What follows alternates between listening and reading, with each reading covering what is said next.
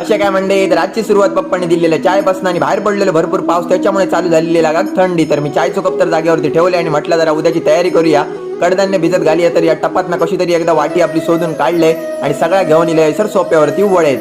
तर पट्टापट सगळ्या पिशव्यांचे रब्बर काढले आणि कडधान्य म्हणजे आपण काय काढूचा असता म्हणजे वाटी आहेत. तर फायनली पटापट वाटीत एकदाचा काढून घेतलंय आणि त्याच्यात आता ओतूचा पाणी आणि सगळ्या नेऊन ठेवायचं व्यवस्थित झाकून स्टँड वरती उद्यासाठी. आणि ह्या मी करून बघतोय संपूर्ण महिनोभर. बघूया तरी म्हटला काय फरक पडता की नाही. तोपर्यंत पप्पानी शर्ट घातले आणि गेले आई घाणू आणि आई इली एकटीच. तर म्हटलं पप्पा खय हणू गेले ते खय पप्पा पडली आता होतच जेव्हा पळवलं तर मंडई आई खडे गेलं देवात गरबा आई गरबा खेळात गेली. नवरात्रीची फुल मजा. संध्याकाळचा टाइम झालो आणि आईन काढून चालू केलं सामानाची लिस्ट. मग मी पण पिशवी आणून दिले बाबूकडे आणि बाबूक म्हटलं जा तू दुकानावर. तर दुकानावरनं आणलेला सगळा सामान आणून दिले आईकडे. आईन काढल्या त्याच्यातली बटाटी धुवून घेतल्या कुकरमध्ये टाकल्या त्याच्यात पाणी आणि